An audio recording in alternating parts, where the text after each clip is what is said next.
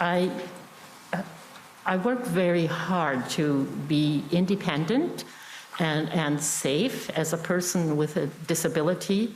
That objective is very important to me. And every success in reaching that objective is coveted. So that was gone. I was trained to walk with the traffic, to walk with the flow, to negotiate and keep myself safe on the street. Of course, there was no traffic or no flow, no indicator. Or if it's idling, I wasn't sure if these big vehicles overhanging a small sidewalk, if they decided to suddenly shift or change, if they could see me. So it was terrifying. The sound was so high that I could not hear any chimes or signals that we use at the ends of the street to tell us that it's safe to cross. That was just not available. So it just was not safe in my world. Also, in terms of independence, I do everything myself. I order my groceries, I order prescriptions, and I take public transportation or private transportation to go to meetings, to go to appointments, to do my daily business. So I had everything set up for myself as an independent person living alone in downtown Ottawa, which provided such good services.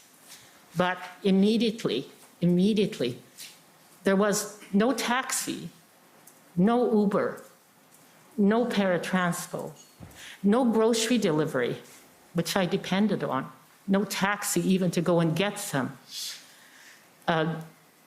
no prescription delivery.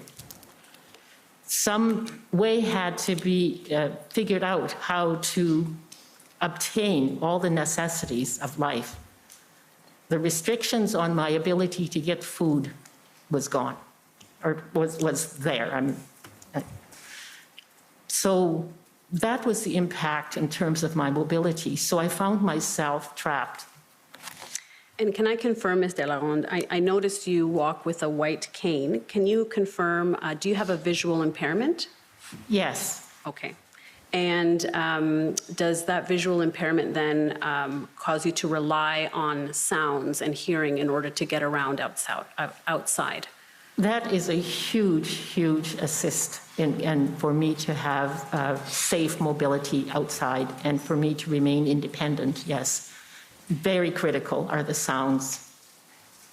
And so how did the sounds change then from kind of normal day to day to when the protest was happening in January and February? There was absolutely no ability to negotiate my environment by using sound. The sounds of the horns, the sounds of the very, very loud music, the sounds of the people with lots of voices coming from all different places, all was disconcerting and just completely eliminated my ability to negotiate my environment independently.